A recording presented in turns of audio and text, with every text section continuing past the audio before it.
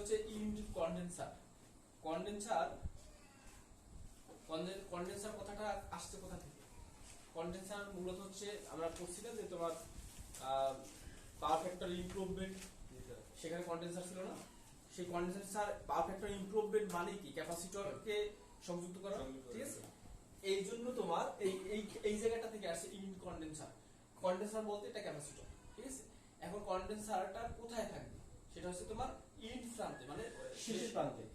একটা ট্রান্সমিশন লাইনের দুইটা প্রান্ত থাকে, একটা হচ্ছে সেন্ডিং প্রান্ত, একটা হচ্ছে রিসিভিং প্রান্ত, যেখান থেকে ভোল্টেজ প্রেরণ করা হয় আর যেখান থেকে ভোল্টেজ রিসিভিং করা হয়। এই দুইটা জায়গার মধ্যে যে লাইন কনস্ট্যান্ট গুলো কাজ করে সেগুলোকে হিসাব করার জন্য একটা পদ্ধতি হচ্ছে তোমার ইউনিট কন্ডেন্সার মেথড। এখন কন্ডেন্সারটা কি? আসলে কন্ডেন্সারটা মূলত হচ্ছে একটা ক্যাপাসিটর।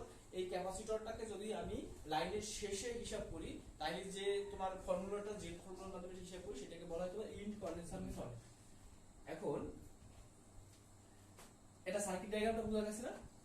যে আমরা জানি যে রেজিস্ট্যান্স এবং ইন্ডাক্ট্যান্স এগুলো সবসময় লাইনের সাথে সিরিজে কাজ করে, তাই না? আর এই যে তোমার ক্যাপাসিটরটা, এখানে ক্যাপাসিটর কিভাবে তৈরি হলো এটা একটু বলা উচিত। যে ক্যাপাসিটরটা আসলে কিভাবে হয়? আমরা জানি ক্যাপাসিটর হচ্ছে দুটো সমান্তরাল পরিবাহীর মাঝখানে যদি তোমার ডাইইলেকট্রিক বা অপরিবাহী পদার্থ থাকে, তাহলে তার মধ্যে একটা ইলেকট্রিক্যাল শক্তি চার্জিত হয়, সেটাই হচ্ছে আমার ক্যাপাসিটর, তাই না? এইটা এভাবেই ক্যাপাসিটর কাজ করে। তাহলে আমার ট্রান্সমিশন লাইনে কিভাবে এই কন্ডেন্সারটা কাজ করে বা ক্যাপাসিটর কিভাবে কাজ করে? দেখো, আমাদের ট্রান্সমিশন লাইনে দুই তিনটা লাইন থাকে না, দুই তিনটা ফেজ থাকে। তাহলে দুইটা ফেজকে পরিবাহী হিসেবে কাজ করে, দুইটা ফেজকে পরিবাহী ধরো, এবং এই মাঝখানে যে বাতাস থাকে সেই বাতাসটা ডাইইলেকট্রিক পদার্থ হিসেবে কাজ করে। যার ফলে এটা এই যে দুটি পরিবাহী, দুটি ফেজ তারের মাঝখানে একটা বিশুদ্ধ ক্যাপাসিটরের ন্যায় আচরণ করে, একদম পিওর ক্যাপাসিটরের ন্যায় আচরণ করে। যার জন্য তাহলে আমরা ইয়েটা পাই কোথায়, কিভাবে পাই? ক্যাপাসিটরটা পাই কিভাবে? দুটো তারের মাঝখানে। যখনই দুটো তারের মাঝখানে আসে সেটা প্যারালাল হয়, বুঝলো তো? আর এই যে রেজিস্ট্যান্স এবং ইন্ডাক্ট্যান্স, এরা কি করে? কারেন্ট প্রবাহ সরাসরি বাধা করে, রেজিস্ট্যান্স তো সরাসরি বাধা প্রদান করে, তাই না? এবং এইটা সরাসরি ফিল্ড, ম্যাগনেটিক পরিবাহীর উপর ম্যাগনেটিক ফিল্ড তৈরি করে বাধা প্রদান করে, সরাসরি পরিবাহীর উপর, তাই না? আর এই ক্যাপাসিটরটা কি করে? এটা দুইটা পরিবাহী দরকার হয়, এই জন্য ক্যাপাসিটরটা সবসময় প্যারালাল বা শান্ট হিসেবে কাজ করে, এবং ইন্ডাক্টর সবসময় সিরিজ, রেজিস্টর অলওয়েজ সিরিজ। তাহলে যদি বলা হয় যে সিরিজ উপাদান কি কি? রেজিস্ট্যান্স এবং ইন্ডাক্ট্যান্স, এবং ক্যাপাসিটর মানে হচ্ছে বা অ্যাডভেন্সার, এগুলো সবসময় তোমার শান্ট, ঠিক আছে, বা প্যারালাল। এখন এই জায়গাটায় যে লোড দিয়ে আছে অথবা এই জায়গায় যে ভোল্টেজটা পাবো, সেই ভোল্টেজটার নাম হচ্ছে ভিআর বা রিসিভিং ভোল্টেজ। এইখানে যদি ভিআর ভোল্টেজ হয়, তাহলে আমার এই জায়গার ভোল্টেজও তোমার ভিআর, আর এইখানে ভোল্টেজ দিলাম আমি ভিএস ভোল্টেজ। এখন এইখানে জাস্ট একটা কেভিএল লুপ প্রয়োগ যদি করা যায়, তাহলেই আবার এইখানে ভিএস, আমার দরকার হচ্ছে ভিএস এবং আইএস, অলওয়েজ আমার দরকার হচ্ছে ভিএস এবং আইএস, ঠিক আছে? রিসিভিং ভোল্টেজটা সবসময় দেয়া থাকবে, আমার অঙ্ক করার সময় সবসময় আমার ভিএস এবং আইএস দরকার হবে। আর এইটা বের করার জন্য তোমাকে এই সার্কিট ডায়াগ্রাম থেকে সবসময় একটা কেভিএল প্রয়োগ করতে হবে। তাহলে তুমি এখানে ইয়া জানো, কারেন্ট জানো, আর এর মান জানো, এক্স এর মান জানো, এবং এইখানে আছে তোমার বি এর মান, সেটা সবই তোমার জানা আছে। এখানে কারেন্টটা প্রবাহিত হবে, যে কারেন্টের নাম, তার নাম হবে কি? আইসি। এখানে কারেন্টও তুমি জানো, তার মানে তুমি জাস্ট এটা কেভিএল প্রয়োগ করলেই হয়। আচ্ছা, এখানে বি কেন লেখা হয়েছে? এখানে তো এক্স সি হওয়ার কথা, তাই না? দেখো, এখানে বি লেখা হয়েছে এই জন্য যে এটা একটা প্যারালাল উপাদান, কিন্তু এটাকে হিসাব করতে হবে আমার সিরিজে, তাই না? যদি আমার হ্যাঁ প্যারালাল উপাদান কিন্তু সিরিজ হিসাব করতে হবে আমার সিরিজে, অর্থাৎ হয় সিরিজে নিতে হবে, নাইলে এইগুলোকে প্যারালাল নিয়ে আসতে হবে, ঠিক আছে? এইটাকে যদি আমি প্যারালাল থেকে সিরিজে নেই, এইটা মূলত আছে কিভাবে? এরকম ভাবে আছে না, 1/xc অবস্থায় আছে না, তাই না? তাই 1/xc কথাটাকেই তোমার এইভাবে লেখা যায় না, যে b প্রথমত মূলত আছে এটা হচ্ছে xc, ঠিক আছে, xc, তাই না? এরপরে যেহেতু এটা প্যারালাল, সেই প্যারালালটাকে তোমার সিরিজ করতে হলে 1 দিয়ে ভাগ করতে হয়, প্যারালালকে সিরিজ নিতে হলে 1 দিয়ে ভাগ করতে হয়। তাহলে এই কথাটাও যে কথা, আর এই বি এই কথাটাও একই কথা, ঠিক আছে? আইটা কেন দিছি? আইটা হচ্ছে তোমার ভেক্টর, নাকি? এটা বুঝো তো, যে যে যে কথাটা লেখো তোমরা, যে আর আই একই কথা। এখন তুমি যা সেটা কেভিএল লুপ প্রয়োগ করো, তাহলে তোমার কি হবে? ভিএস সমান সমান, বলো বলো কি হবে কেভিএল এ? কেভিএল সূত্রটা একটু মনে করো, কেভিএলটা কি আসলে? আগতকার নির্গতকার না, কেভিএল কারশফস ভোল্টেজ ল, অর্থাৎ তুমি যে পরিমাণ ভোল্টেজ সেন্ড করবা ঠিক সেই পরিমাণ ভোল্টেজই বিভিন্ন লোডে ডিস্ট্রিবিউট হবে, তাই না? অর্থাৎ কোন বদ্ধ সার্কিটের ভোল্টেজ উৎস এবং ড্রপকৃত ভোল্টেজের যোগফল সমান হবে, ঠিক আছে? তাহলে তোমার এইটা হচ্ছে তোমার ভোল্টেজ উৎস, আর এই যে এইগুলো হচ্ছে তোমার ড্রপকৃত ভোল্টেজ। এই পয়েন্টগুলো আমার ভোল্টেজ ড্রপ হয়েছে, ঠিক আছে? তাহলে তোমার এই জায়গার ভোল্টেজ ড্রপ কি হবে বলো? ওই জায়গার ভোল্টেজ ড্রপ কি হবে বলো? ভোল্টেজ ড্রপ মানে কারেন্ট এবং রেজিস্ট্যান্স, কারেন্ট এবং বাধা, আইএস আর। ভোল্টেজ ড্রপ মানে হচ্ছে কারেন্ট এবং বাধা, সবসময় এটা মনে রাখবা। প্লাস আইএস এক্স এল লিখি এটা, হ্যাঁ? এরপর হচ্ছে প্লাস আইসি, এরপর ডিআই, ঠিক আছে না? আচ্ছা, এই আইসি বিআই এইটার যে ভোল্টেজটা পাবো সেই ভোল্টেজটাই আমার এই ভিআর ভোল্টেজ না? বুঝছো কি? তাহলে এই কথাটা না লিখে আমি যদি এখানে শুধু ভিআর লিখি সেটা কি আমার ভুল হবে? ভিআর এটা লিখলে কি ভুল হবে? বুঝছো তো বিষয়টা? তাহলে এখান থেকে আমি লিখতে পারি যে আইএস আর প্লাস, আচ্ছা এখানে একটা বিষয় আছে, আর plus X L I plus VR. এখানে এটা কেন দিলাম বলতো? বিষয়টা কি বললাম? এই এক্সেলটা, এই যে এক্স, এক্স মানে হচ্ছে তোমার কাল্পনিক, ঠিক আছে? এক্স মানে কাল্পনিক, আর কাল্পনিক মানে প্রকাশ করার জন্য সবসময় জে ব্যবহার করতে হবে, জে ব্যবহার করতে হবে অথবা আই ব্যবহার করতে হবে, ঠিক আছে? আই জে যে কোনো একটা ব্যবহার করতে হবে, সেইটা আমরা ব্যবহার করলাম। বোঝা গেছে তো এটা? তাহলে আমি ভিএস পাই গেলাম নাকি? এখন এটাকে যদি ভেক্টর ডায়াগ্রামে অঙ্কন করো, ভেক্টরিক্যালি যদি অঙ্কন করো, তাহলে তোমার এই জায়গার ভোল্টেজটা তুমি জানো, এখন এই অবস্থায় তুমি জানো, তাই না? এই ভোল্টেজ তুমি জানো, তোমার এই ভোল্টেজটাকে বের করতে হবে। তাই তুমি রেফারেন্স হিসেবে কাকে নিবা? তোমার জানা ভোল্টেজটাকে নিবা। অলওয়েজ ভোল্টেজকে তুমি রেফারেন্স হিসেবে নিবা, তোমার জানা ভোল্টেজটাকে নিবা, তাই না? জানি হচ্ছে আমরা ভিআর, এখানে পাই লিখলাম ভিআর। এখন এই ভিআর এর সাথে এই যে ক্যাপাসিটরের যে উপাংশটা, এটা সরাসরি প্যারালাল আছে, তার মানে এইখানে আমার সম ভোল্টেজ আছে, তাই না? এইখানে যদি সম ভোল্টেজ থাকে তাই এইখানে কারেন্ট আমি নির্ণয় করতে পারি, ঠিক আছে তো? এখানে কারেন্টটা কিভাবে নির্ণয় করব? যে এটা একটা বিশুদ্ধ ক্যাপাসিটর যদি হয় তাহলে এই কারেন্টটা ভোল্টেজ থেকে 90 ডিগ্রি লিডিং এ থাকবে, কারণ ক্যাপাসিটরে কারেন্টটা সবসময় লিডিং হয়, তাই না? তাহলে আমি লিখতে পারি এখানে কারেন্টের মানটা খুব কম হবে, এটাকে ধরলাম আমরা আইসি ধরলাম, ঠিক আছে কি? এটা আমি লিডিং হইল না? আচ্ছা, এই পয়েন্ট পেলাম আমরা, আইসি পেলাম এবং এই ভিআর পয়েন্ট পেলাম। এই ভিআর পয়েন্টের সাথে তোমার যোগ করতে হবে কি? এইটা যোগ করতে হবে এবং এইটা যোগ করতে হবে, তাইলে আমি যেটা পাবো সেটা হচ্ছে আমার ভিএস। এখন আরেকটা জিনিস বিষয় আছে তোমার,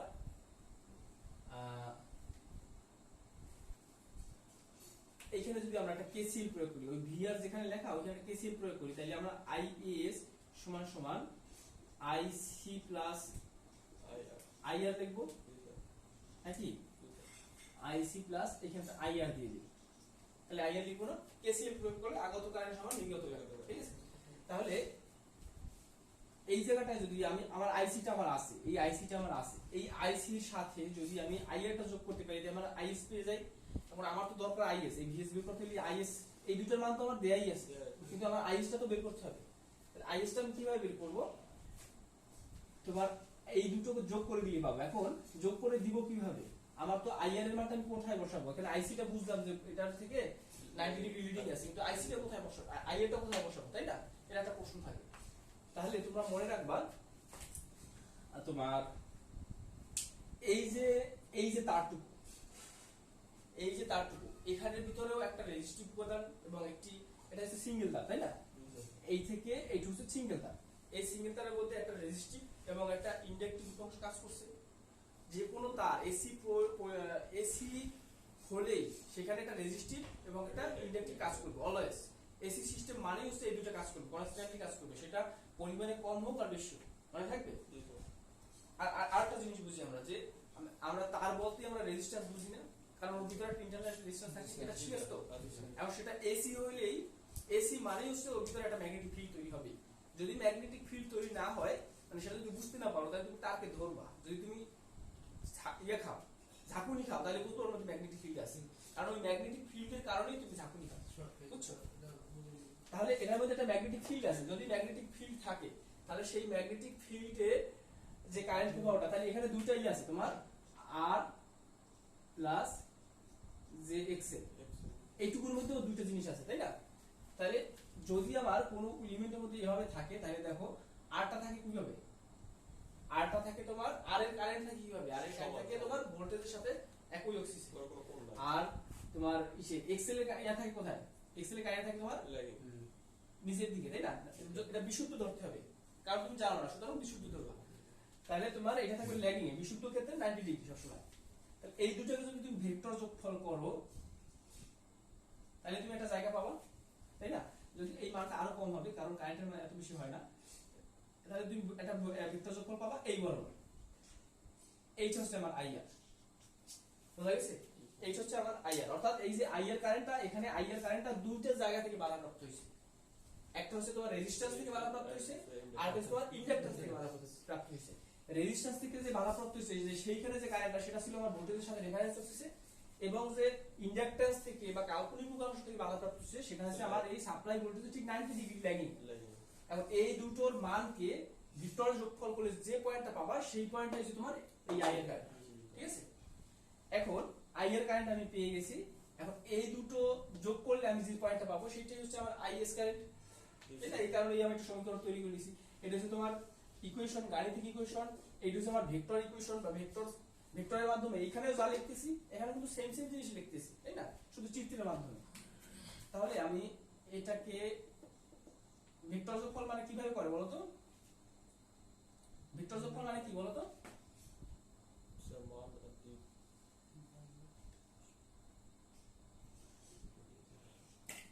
বলতে পারো ভেক্টর যোগফল কি আসলে? ভেক্টর যোগফল আমরা সামান্তরিক করছি না? সামান্তরিকের যোগফল হচ্ছে ভেক্টর যোগফল, তাই না? সামান্তরিক মানে কি? বিপরীত বাহুদ্বয় পরস্পর সমান, আর এদের মাঝখান থেকে যে কর্ণ, সেই কর্ণ যে ভেক্টর প্রকাশ করে সেটা হচ্ছে লব্ধি ভেক্টর। এই লব্ধি ভেক্টরের মানে কিন্তু আমরা সবসময় বের করি, তাই না?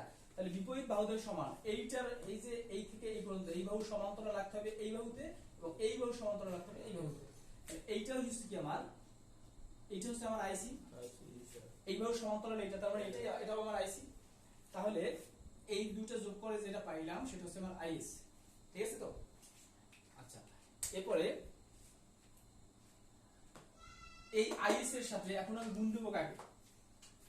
দেখো এই আইএসটা আমার যেখানে আছে না, এই আইএসটা আমি যে কোনো জায়গায় আমি এভাবে ইউজ করতে পারবো। অর্থাৎ আইএসটার মূল কথা হচ্ছে আইএস এখানে সমতল অক্সিস থেকে যতটুকু কোণ তৈরি করছে অতটুকু কোণে রেখে, সমতলের সাথে অতটুকু কোণে রেখে আমি যে কোনো জায়গায় এটাকে ব্যবহার করতে পারবো। তাহলে আমি যদি চাই এখানে ব্যবহার করব, আমার যদি মনে করো আইসি প্লাস আইএস হতো, তাহলে আমার এখান থেকে ব্যবহার করতে হতো। তাহলে মানে এখানে একটা সমতল অক্সিস কল্পনা করতে হতো, এখান থেকে আইএসটা কোন দিকে যাবে, তাহলে এইখানে যে যতটুকু কোণ আছে ঠিক এইভাবে ওকে রিপ্লেস করতে হবে, ঠিক আছে? এখন আমার দরকার কোথায়? আমার দরকার আছে ভিআর এর সাথে, তাই না? ভিআর যোগ করা আছে, ভিআর তার মানে এই পর্যন্ত আমি চলে আসছে অলরেডি, এর সাথে আমার যোগ করতে হবে আইএস আর এস। এখন আইএস টাকে নিতে হবে, তাহলে ভিআর এর সাথে, ভিআর এর পর প্লাস, তার মানে প্লাস আইএস হচ্ছে, অর্থাৎ এইখানে যেভাবে আছে ঠিক একই ভাবে এটা আমার একটা আইএস, এটাও আমার একটা আইএস, এটাও একটা আমার আইএস, ঠিক আছে?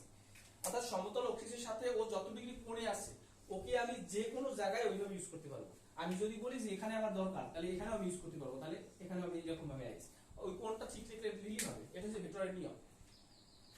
এখন রেজিস্টিভ যে কম্পোনেন্ট, রেজিস্টিভ কম্পোনেন্ট কিভাবে থাকে, এর ভোল্টেজ ড্রপ কিভাবে হয়, কারেন্ট এবং তোমার যে এই ভোল্টেজ ড্রপটা কারেন্ট এবং ভোল্টেজ একই অক্সিসে থাকে। এখন কারেন্ট আছে এই অক্সিসে, তাহলে এর মানে এর ভোল্টেজটা হবে এই একই অক্সিসে, তার মানে এখানে আইএস আর এস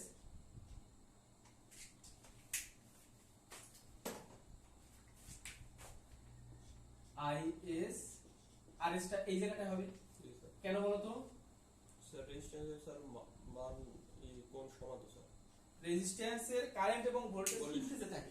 এখন রেজিস্ট্যান্সের অলরেডি আমি কারেন্টটা বের করে ফেলছি, তাহলে রেজিস্টিভ যে ভোল্টেজ ড্রপটা সে কোথায় থাকবে? ওর কণিক অ্যাঙ্গেলই থাকবে, এর মধ্যে কোনো কণিক অ্যাঙ্গেল থাকবে না, তাই না? এখন এরপরে আছে আবার এই আইএস এর সাথে, আইএস কোথায় আমার? আইএস কিন্তু এই পয়েন্ট, এই পয়েন্টটা, তাই না? এখন এই আইএস এর সাথে আবার যোগ আছে কি? আইএস যে এক্সএল, নাকি? এখন এই j এর মান কত? স্যার তো এটা তো ধ্রুবক সংখ্যা। j এর মান যেটা ধ্রুবক সংখ্যা, সেই j এর যেটা অপারেটর না, ধ্রুবক না, এটা হচ্ছে অপারেটর। এই অপারেটরের মান কত? 90 ডিগ্রি, তাই না? আর এই একটা অপারেটর, এই অপারেটরের মান হচ্ছে তোমার 120 ডিগ্রি। এগুলো তোমরা সিমেট্রিক্যাল অ্যাসিমেট্রিক্যালি পড়ছো বা এই সেমিস্টারে আছে পড়বা। আর যে অপারেটরের মান কত? 90 ডিগ্রি অলওয়েজ। আর এটার বাস্তব মান আছে সেটা হচ্ছে √1 এখন এখানে এটা আমি কোন মান হিসেব করতেছি না, সুতরাং এটা আমরা 90 ডিগ্রি নেব, ঠিক আছে?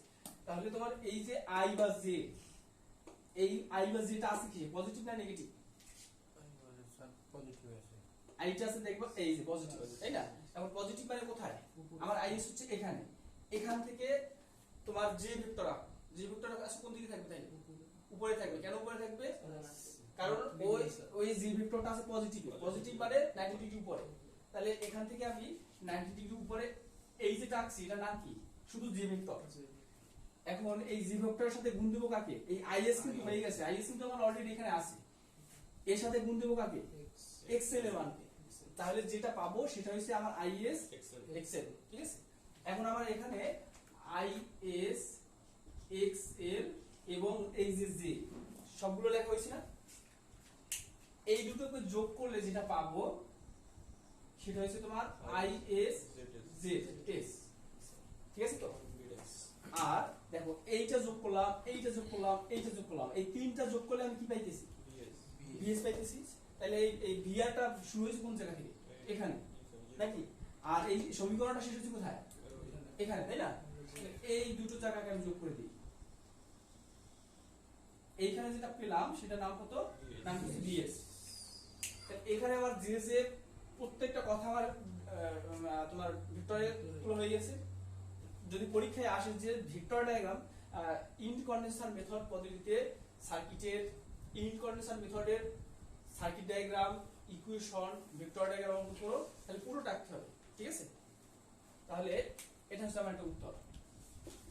স্যার এই যে সমীকরণ কি স্যার এই যে এই এটা সেভ করে দাও, ভিডিওটা সেভ করে দাও।